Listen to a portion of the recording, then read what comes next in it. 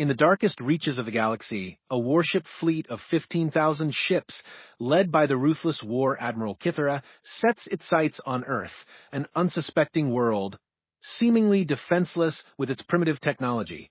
For centuries, the Shadowclaw Empire has ruled with an iron fist, conquering planet after planet. But this time, their target is humanity. They arrive with planet-killing weapons, certain of their victory. But as their fleet charges toward Earth, something impossible happens. Their weapons malfunction, their ships tremble, and the galaxy's greatest warriors find themselves at the mercy of a human they never expected. A single voice, calm and unwavering, whispers directly into Kythera's mind, "We've been waiting for you." What the Empire doesn't know is that Earth's true power has been hidden in plain sight, and humanity's evolution has been more than just physical, it's been cosmic. Now, the fate of the galaxy is about to shift, but will the Shadowclaw Empire rise from its destructive past, or will humanity show them a new path forward? The Shadowclaw Empire's final gambit war, Admiral Kythera, stood before the massive viewport of her flagship, the Eternal Devastator, watching the final preparations for what would be the most decisive military campaign in galactic history. Her 6 arms moved with practiced precision as she reviewed the holographic displays floating around her command throne. The crimson scales covering her serpentine body reflected the ominous glow of the ship's tactical systems, each one pulsing with the rhythm of imminent war. The Shadowclaw Empire had dominated the galaxy for over 5 centuries. Their technology was unmatched, their military doctrine perfect, and their will to conquer absolute. Under Kythera's leadership, they had subjugated 847 star systems, enslaved 312 different species, and harvested the resources of countless worlds.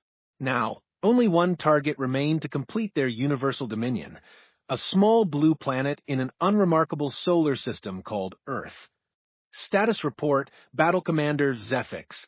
Kythera's voice resonated through the bridge with the authority of someone who had never known defeat. Her tactical officer, a hulking creature with chitinous armor and glowing orange eyes, manipulated the control interface with surprising delicacy for such a massive being. All fleet formations are in perfect alignment, War Admiral. 15,000 vessels of the Shadowclaw Armada await your command. The Void Eater has been fully charged and stands ready to demonstrate our Empire's ultimate power. Zephix's voice carried the excitement of a warrior eager for battle, but beneath it lay the respect born of witnessing Kythera's tactical genius in action. Kythera allowed herself a moment of satisfaction. The Void Eater was the culmination of centuries of scientific advancement, a weapon so devastating that it could unravel the very fabric of reality itself. No shield could defend against it, no armor could withstand its power. It didn't destroy targets in the conventional sense. It simply convinced the universe that they had never existed in the first place. And what of our intelligence regarding the target species? Kythera inquired, her tail coiling around the base of her command throne. The humans had been under observation for several rotations, and the reports had been consistently reassuring.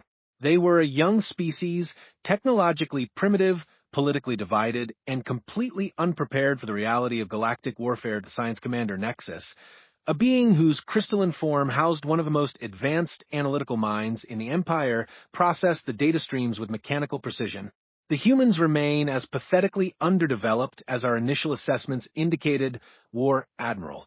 Their most advanced weapons are crude, nuclear devices that would barely scratch the hull of our smallest escort vessels.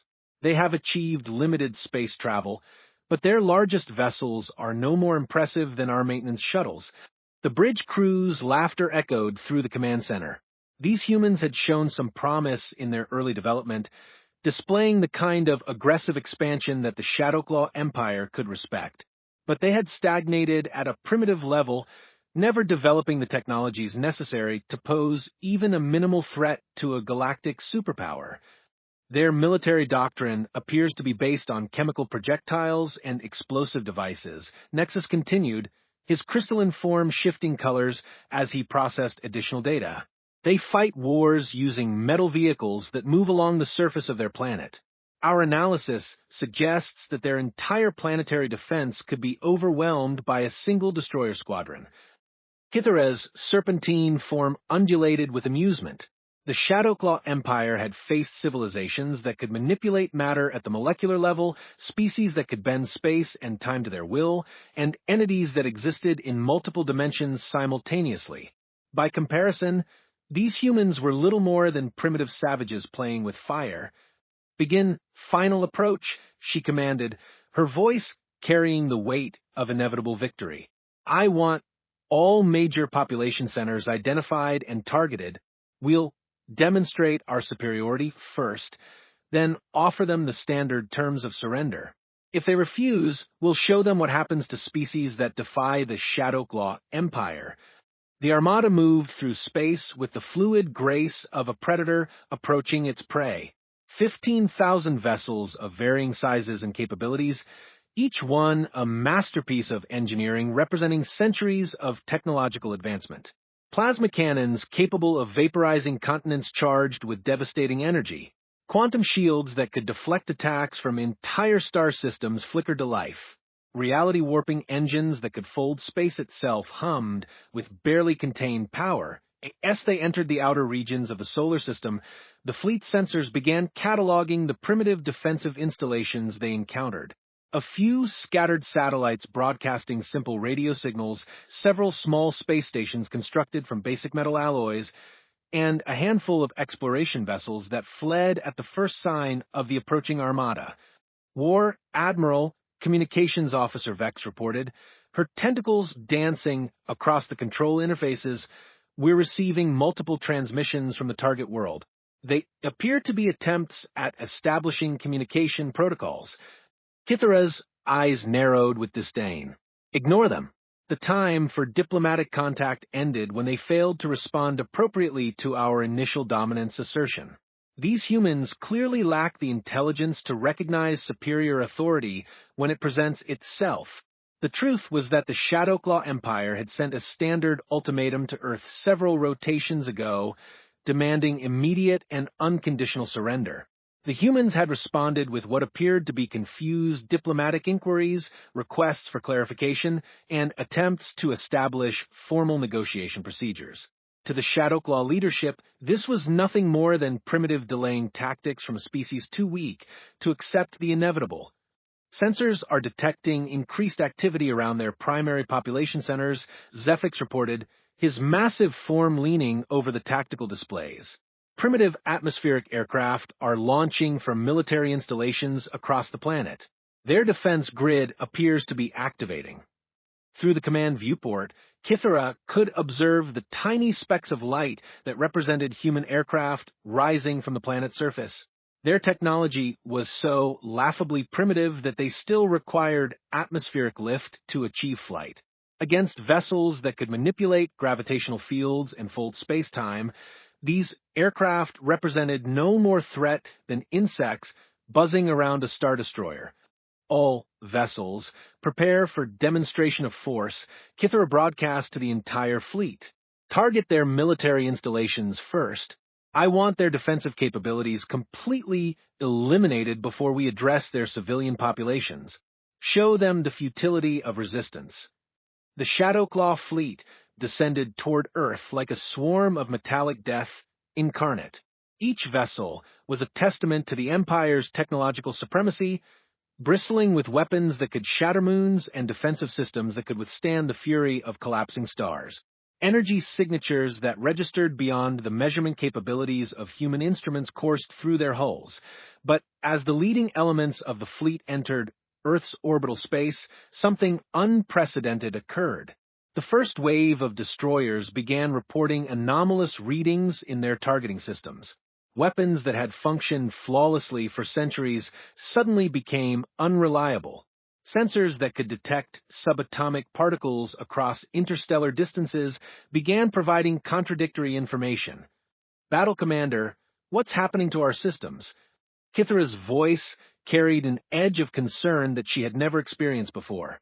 In 5 centuries of conquest, The Shadowclaw Empire had never encountered a defensive technology that could interfere with their quantum-level targeting matrices. Zephix's massive claws worked frantically at the control interfaces, his usually calm demeanor showing signs of strain. Unknown, War Admiral. All vessels are reporting similar malfunctions. It's as if something is actively disrupting our quantum field generators at the fundamental level. The first salvo of plasma cannons fired at the approaching human aircraft. Energy beams that could vaporize asteroids and crack planetary crusts simply bent around their targets, dissipating harmlessly into space. The primitive human vessels continued their approach, completely unaffected by weapons that could destroy entire battle fleets. "This is impossible," Nexus stated, his crystalline form flickering with patterns of confusion. "Our sensors indicate that their aircraft are constructed from basic metal alloys with simple chemical propulsion systems. They shouldn't be able to withstand even a fraction of our firepower." Before Kithara could formulate a response, every screen and display system on the bridge flickered and went dark. When the systems came back online, they showed something that made the War Admiral's blood crystallize with fear. A human face appeared on the main display, serene and professional, with dark eyes that seemed to hold depths of knowledge far beyond what their intelligence reports had suggested was possible.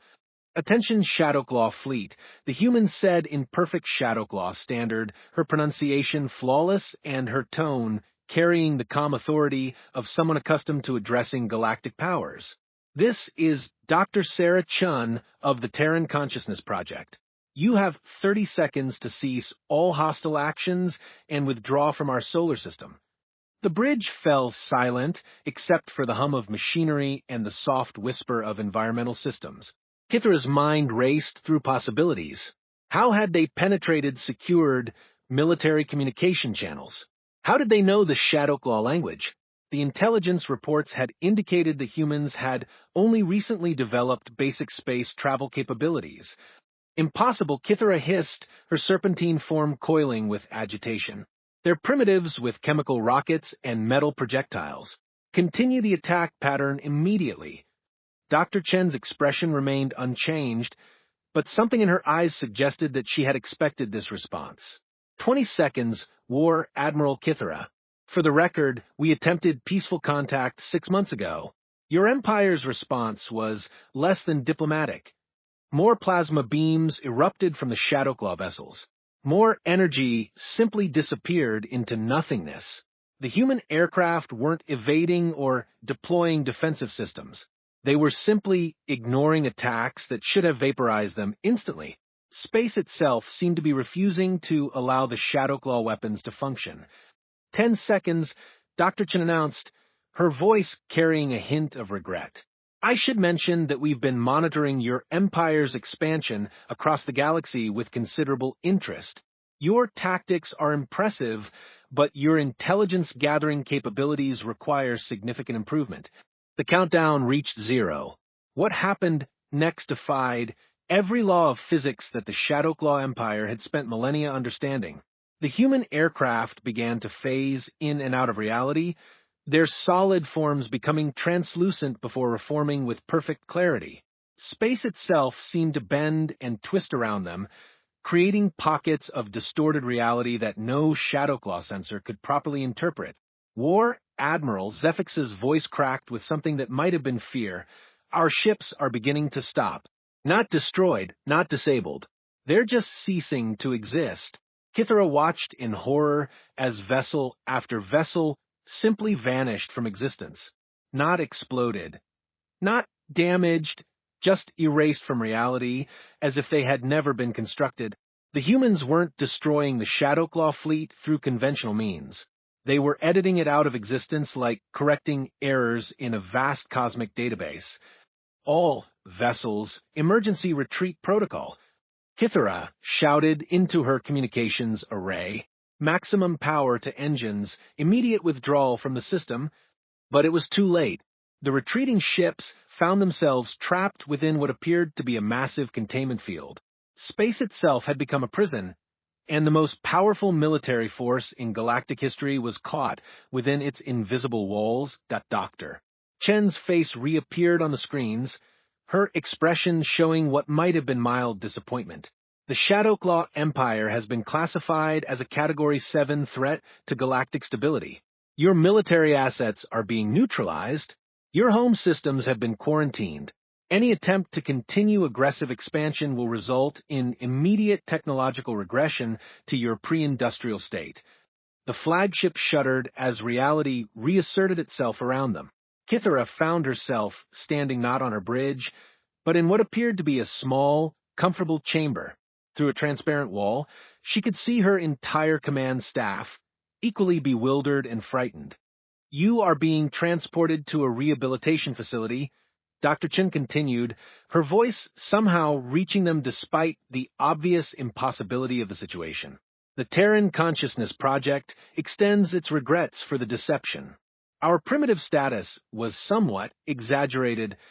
As the truth began to dawn on her, Kythera realized that the Shadowclaw Empire had made the greatest tactical error in galactic history. They had underestimated humanity. The species they had dismissed as primitive savages had just demonstrated power beyond anything the Empire had ever encountered. They hadn't just defeated the Shadowclaw invasion, they had made it irrelevant. The age of Shadowclaw dominion was over. The age of something entirely new was about to begin. The revelation of human evolution, the rehabilitation facility, defied every principle of architecture that War Admiral Kythera had ever encountered.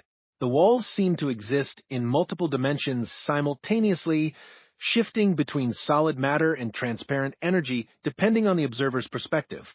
She sat across from Dr. Sarah Chun in a chair that had somehow adjusted itself perfectly to her serpentine physiology, despite being designed by a species that had supposedly never encountered her kind before the doctor. Chun appeared remarkably ordinary for someone who had just demonstrated the ability to erase an entire galactic empire from existence. She was perhaps 40 Earth years old, with graying hair and the calm demeanor of someone who regularly dealt with cosmic-level crises. Her dark eyes held depths that suggested knowledge far beyond what any primitive species should possess. "I suppose you have questions," Dr. Chen said, her voice carrying the patience of someone who had conducted similar conversations many times before. Behind her, through what might have been a window or might have been a three-dimensional display, Kythera could see Earth floating peacefully in space, completely unchanged by the massive battle that had just occurred in its orbit. "How?" Kythera's voice was barely a whisper. 5 centuries of military conquest had not prepared her for this moment of complete tactical bewilderment. "Our intelligence reports showed a primitive species barely capable of interplanetary travel. Your technology appeared to be limited to chemical rockets and nuclear weapons." Dr. Chen smiled, and for the first time, Kythera saw something that chilled her to her core. It wasn't the smile of a primitive being suddenly granted power. It was the smile of someone who had been patiently executing a plan for centuries, waiting for exactly this moment to reveal the truth. "The Terran Consciousness Project has been active for over 400 years. Dr. Chen began, gesturing toward what appeared to be a holographic display that materialized in the air between them. "We detected your empire's expansion approximately 3 centuries ago. Your conquest of the Millennium system was particularly instructive. We realized that eventual contact was inevitable." The display showed a map of the galaxy with the Shadowclaw Empire's expansion marked in red. Each conquered system pulsed with the rhythm of a heartbeat, creating a pattern that resembled a spreading infection across the galactic spiral. But scattered throughout the display were points of blue light that Kythera had never seen in any Imperial intelligence report. "What you observed were our civilian technologies," Dr. Chen explained, her tone remaining conversational despite the earth-shattering implications of her words. "We learned early in our development that the galaxy was a dangerous place. Unlike other species, we chose to hide our true capabilities while we studied potential threats and developed appropriate countermeasures." Battle Commander Zephix, who had been silent until now, leaned forward with his massive form. His usually intimidating presence seemed diminished in this impossible place where the laws of physics appeared to be optional. But your people on the planet's surface, they appeared genuinely surprised by our arrival. Their governments were mobilizing primitive military forces. They were surprised, Dr. Chen acknowledged. The vast majority of humanity has no idea that the Terran Consciousness Project exists. To them, first contact with an alien civilization would indeed be shocking. Our surface governments were responding exactly as they would if they truly were a primitive species facing an overwhelming threat. Science Commander Nexus, his crystalline form flickering with patterns of confusion, spoke up. Your technology, how is it possible? We've studied the fundamental forces of reality for millennia. What you demonstrated violates every known law of physics. Dr. Chen's expression grew more serious. That's because you've been studying the wrong laws. 300 years ago, a small group of human scientists discovered that consciousness itself is a fundamental force of the universe, as basic as gravity or electromagnetism. We learned that sufficiently advanced consciousness can directly interact with quantum fields, influencing probability, manipulating matter, and even editing the basic structure of reality. She gestured again, and the air around them shimmered with equations and diagrams that hurt to look at directly. The mathematics was so advanced that even Nexus, with his crystalline mind capable of processing millions of calculations per second, could barely comprehend the basic concepts. We call it consciousness reality interface technology, Dr. Chun continued. Every human being possesses the potential for these abilities, but developing them requires centuries of careful training and preparation. The project began by secretly identifying individuals with the strongest natural abilities and training them to work collectively. You mean your entire species possesses these powers? Kithara asked, her voice rising with something approaching panic. The implications were staggering. If every human could manipulate reality itself, then they represented a threat beyond anything the Shadowclaw Empire had ever imagined. Not yet, Dr. Chin replied.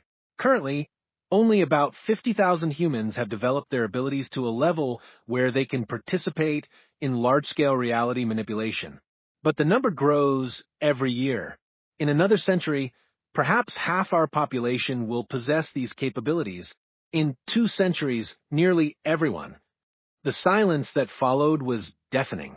Kithara's mind struggled to process the revelation that her empire had attempted to conquer a species that was in the process of evolving into something resembling gods. The Shadowclaw military doctrine was built on the assumption that technological superiority and overwhelming force could defeat any opponent. But how do you fight an enemy that can simply decide that your weapons don't exist? Why reveal yourselves now? Kithara asked finally, why not continue hiding until your evolution was complete and you were ready to conquer the galaxy yourselves? Dr. Chen's expression grew thoughtful. Because we learned something that your empire never did. True strength isn't measured by how many worlds you can conquer. It's measured by how many you can protect. We don't want to rule the galaxy. We want to give it a chance to grow. The holographic display shifted, showing the blue points of light spreading throughout the galaxy. Each point represented a human observation post, a secret guardian station, or a covert intervention. For 3 centuries, while the Shadowclaw Empire had been conquering and enslaving, humans had been quietly protecting developing civilizations and guiding their growth. The Kavari system, which you conquered 40 years ago, Dr. Chen said, highlighting one particular region. We evacuated over 2 billion Kavari civilians before your fleet arrived. They're currently living on a protected world in the Andromeda Galaxy, rebuilding their civilization with our assistance. Zephix's massive frame shuddered with the impact of understanding. The empty cities, we thought their population had fled to other planets in the system. The Thraxian resistance movement that gave your forces such trouble in the Outer Rim, Dr. Chun continued, those weren't primitive rebels using captured Imperial weapons.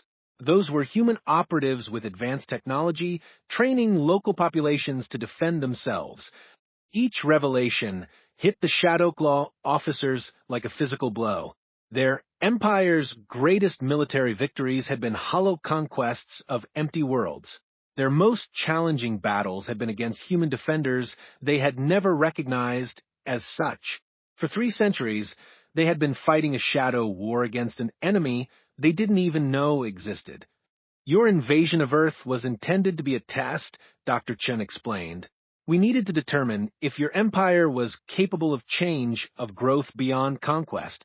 Each world you took, each species you enslaved, each act of unprovoked aggression confirmed what we hoped we were wrong about. The accusation hung in the air like a weapon. Kithara felt the weight of 5 centuries of imperial conquest crushing down on her. Every victory, every conquest, every moment of triumph had been observed and judged by beings who possessed the power to erase entire civilizations from existence. You could have stopped us at any time, she said, the words tasting like ashes in her mouth. All those worlds we conquered, all those species we enslaved, you allowed it to happen? Because we needed to be certain, Dr. Chen replied quietly. We needed to understand if your empire was fundamentally evil or simply misguided. Intervention without understanding would have made us no better than conquerors ourselves. Communications Officer Vex, her tentacles trembling with emotion, spoke for the first time since their capture. What happens now? Your people have the power to erase us from existence. Why are we still alive? Dr. Chen stood and walked to what might have been a window overlooking Earth. Because we believe in the possibility of redemption. Your empire faces a choice. We've quarantined your home systems, but we haven't harmed your civilian populations. Your military assets have been neutralized, but your people remain unharmed. The holographic display shifted again, showing the Shadowclaw home systems surrounded by a barrier of distorted space. The quarantine was complete, absolute, and apparently permanent. No ship could enter or leave without human permission. We can lift the quarantine, Dr. Chen explained, turning back to face the Shadowclaw officers. But only if your empire abandons its expansionist policies. No more conquests. No more subjugation of other species. No more weapons of mass destruction. In exchange, we'll provide you with the technology and knowledge to heal the worlds you've damaged and free the species you've enslaved. The offer was unprecedented in galactic history. No conquering power had ever offered such terms to a defeated enemy. Most species faced with the Shadowclaw Empire's surrender would have demanded complete submission or total destruction. And if we refuse, Kithara asked, though she suspected she already knew the answer, then your empire remains quarantined until it either changes its ways or destroys itself through internal conflict, Dr. Chen said simply. We've observed this pattern before. Aggressive species that refuse to evolve beyond conquest typically don't survive their own nature. Nexus's crystalline form pulsed with rapid calculations. You're asking us to abandon our entire cultural identity. The Shadowclaw Empire has been built on military conquest for over 5 centuries. To change, that would mean becoming a completely different species. We're asking you to grow, Dr. Chen replied. Every species faces this choice eventually. The galaxy is vast, but it's not infinite. Endless expansion and conquest lead to inevitable conflict with civilizations like ours. The only alternative is learning to cooperate instead of dominate.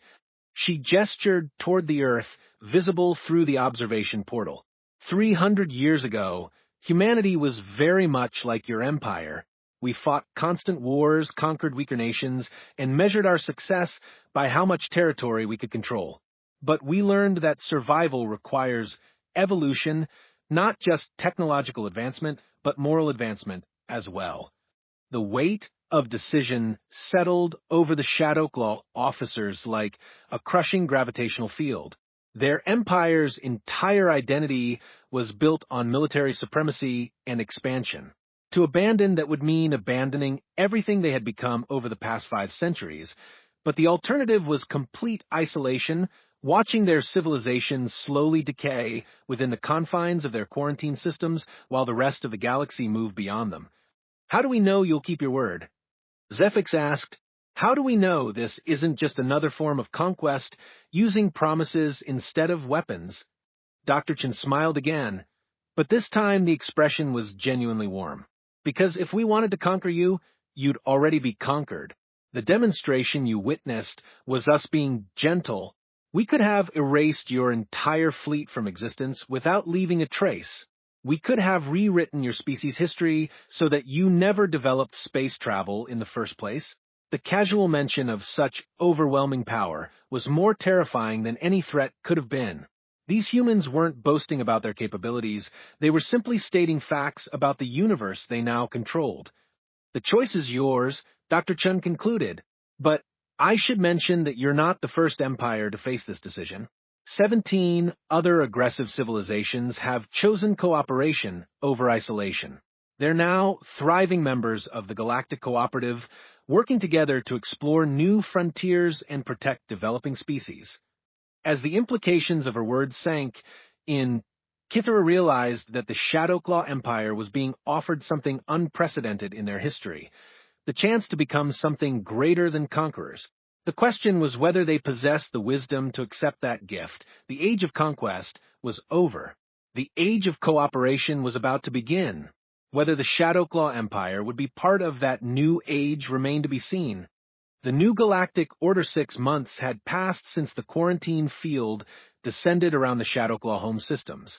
War Admiral Kithara stood on the observation deck of the rehabilitation station, watching the impossible sight of Shadowclaw and human engineers working side by side to dismantle the Empire's most devastating weapons. The decision had not been easy, and it had not been unanimous, but eventually wisdom had prevailed over pride. The Shadowclaw High Command had voted to accept humanity's offer after 3 months of heated debate. The alternative, watching their civilization slowly strangle itself within the confines of the quarantine, had proven less appealing than the prospect of transformation. Now, the greatest military empire in galactic history was learning to become something entirely different. The reconstruction of the Kavari homeworld is proceeding ahead of schedule, Dr. Sarachin reported, joining Kithara at the viewport. The human scientist had become something of a friend over the past months. Though Kithara still struggled to comprehend the full scope of her people's capabilities, your engineers have been remarkably helpful in understanding how to reverse the damage caused by Imperial mining operations. Through the transparent barrier, Kithara could see the blue-green world that had once been the Kavari homeworld hanging in space like a jewel. When the Shadowclaw Empire had conquered it 40 years ago, they had strip-mined entire continents for rare minerals, leaving behind a scarred wasteland barely capable of supporting life. Now, using a combination of Shadowclaw engineering expertise and human reality manipulation technology, the planet was being restored to its original beauty. It's strange, Kithara admitted, her serpentine form coiling thoughtfully around the observation rail. For 5 centuries, our greatest pride was in our ability to extract resources from conquered worlds. Now, we're learning to put them back. Dr. Chin smiled, a gesture that Kithara had come to recognize as genuinely warm rather than diplomatically polite. Destruction is often easier than creation, but creation is infinitely more rewarding. Your people have remarkable engineering skills. Applied to restoration instead of conquest, those abilities are proving invaluable. The transformation of the Shadowclaw Empire had been neither quick nor painless. Entire military hierarchies had to be restructured.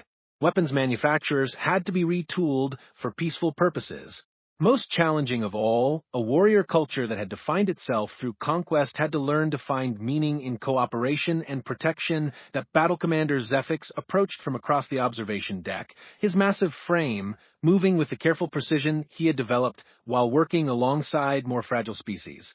In his hands, he carried a data tablet displaying progress reports from across the galaxy. The Thraxian rehabilitation program has exceeded all projections, he reported, his voice carrying none of the battle hunger that had once defined him. Their population has grown by 30% since we began providing them with medical and agricultural technology. They've requested permission to establish their own colony worlds. Approved, Kithara replied without hesitation. The decision would have been unthinkable 6 months ago. Then, the Thraxians had been subjects of the Empire, their population growth controlled to prevent rebellion. Now, they were partners in the Galactic Cooperative, free to expand and develop as they chose. Science Commander Nexus materialized beside them, his crystalline form shimmering with data streams. I've completed the analysis of the deep space sensor readings, he announced, his tone carrying an urgency that immediately captured everyone's attention. The anomalous signals we detected beyond the galactic rim are definitely artificial in origin. Dr. Chen's expression grew serious. Show me. The air around them shimmered as Nexus projected a three-dimensional map of the galaxy. Beyond the familiar spiral arms, in the empty space between galaxies, red indicators marked the source of mysterious signals that defied conventional understanding. The energy signatures suggest technology far beyond anything we've encountered, Nexus continued. Whatever is producing these signals operates on principles that make even human consciousness reality interface technology seem primitive by comparison. Kithara felt a familiar chill of recognition. Another empire? Something like the Shadow Claw, but more advanced. Unknown, Dr. Chen replied, but her tone suggested deeper concerns. The signals began approximately 18 months ago. The pattern suggests systematic reconnaissance, as if something is studying our galaxy from the outside. The implications were staggering. Just as the galaxy was beginning to heal from centuries of Shadowclaw conquest, a new threat was emerging from the cosmic void. But unlike the previous conflicts that had defined galactic history, this challenge would require unprecedented cooperation to address. Communications Officer Vex approached the group, her tentacles dancing across a portable interface with nervous energy.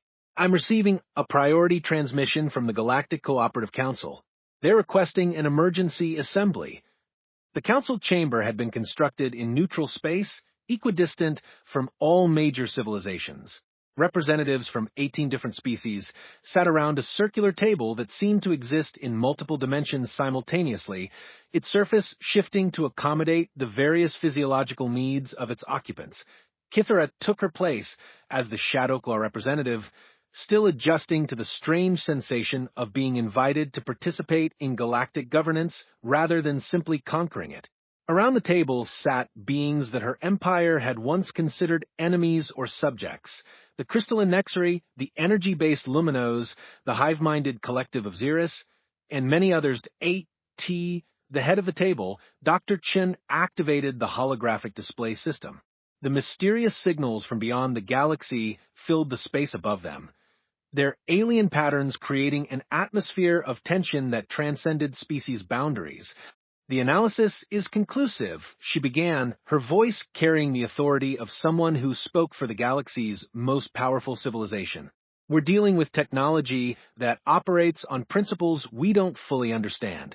The signals suggest a systematic survey of our galaxy, possibly preparatory to some form of contact or intervention. Ambassador Thyrix of the Luminos, a being of pure energy contained within a crystalline matrix, spoke first. Could this be another aggressive empire like the Shadowclaw? Should we prepare for invasion? The possibility cannot be dismissed, Dr. Chen replied. But we're also considering other scenarios. This could be an exploration mission from another galaxy, a scientific expedition, or even an attempt at peaceful contact using technologies we haven't recognized. Former War Admiral Kithara found herself in the unusual position of offering strategic advice for defensive rather than offensive purposes.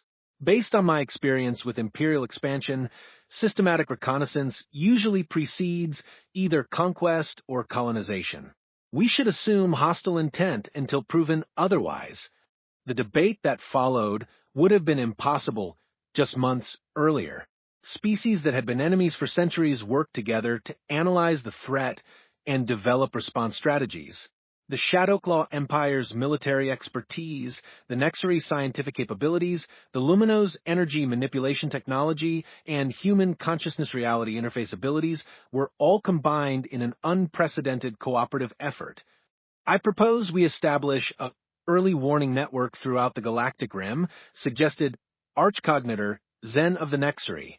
Combined sensor arrays using technology from all our civilizations should be able to detect any approaching vessels while they're still in intergalactic space. The collective can provide distributed processing power for analyzing the incoming data, added Prime Node 7 of the Xeris Collective. Our hive mind architecture is ideally suited for processing massive amounts of sensor information in real time. Dr. Chen nodded approvingly. Excellent suggestions. We'll also need to consider our response options. If this is a hostile force, we need to be prepared to defend the galaxy. If it's a peaceful expedition, we need protocols for first contact that won't trigger unnecessary conflict. As the planning session continued, Kithara marveled at the transformation that had occurred not just in her own empire, but in the galaxy as a whole. 6 months ago, these species had been divided by conquest, fear, and mistrust. Now, they were working together to face a common challenge with a level of cooperation that would have seemed impossible before humanity revealed itself. There's something else to consider, Dr. Chun said during a pause in the discussion. These signals began appearing shortly after the Shadowclaw quarantine was established. The timing might not be coincidental. The implications sent a ripple of concern through the assembled representatives. Had humanity's demonstration of power somehow attracted attention from beyond the galaxy? Were they facing the consequences of revealing such advanced capabilities? If our actions triggered this contact, then we share responsibility for addressing it, Kithara stated firmly. The Shadowclaw Empire stands ready to contribute whatever resources are necessary for galactic defense. 6 months earlier, such a declaration would have been a threat. Now, it was a promise of protection. The transformation was complete in both letter and spirit. The early warning network will be operational within 30 rotations, Dr. Chen announced as the session concluded. Until then, we maintain normal operations while preparing for any scenario. The galaxy has survived conquest and achieved cooperation. Whatever comes next, we'll face it together. As the representatives dispersed to return to their home systems, Kithara remained behind with Dr. Chun. Through the council chamber's viewport, the galaxy spread out before them like a spiral of light and possibility. Do you think they'll be hostile? Kithara asked. These beings from beyond the galaxy? Dr. Chen was quiet for a long moment, her expression thoughtful. I don't know, but I do know that we're better prepared to handle whatever comes than we would have been if the galaxy had remained divided. Sometimes the greatest challenges bring out the best in civilizations. The Shadowclaw Empire spent 5 centuries believing that strength came from conquest and domination. Kithara reflected. We were wrong. True strength comes from protection and cooperation. Your people are learning that lesson remarkably well, Dr. Chen replied. The galaxy is stronger because of what the Shadowclaw Empire has become, not what it once was. In the months that followed, the early warning network detected the first confirmed vessels approaching from intergalactic space. They were massive, their design unlike anything in any galactic database, and they were heading directly for the center of the galaxy. But when they arrived, the galaxy was ready, not with weapons of conquest or tools of domination, but with the united strength of 18 civilizations working together for mutual protection and growth. The age of isolation was ending.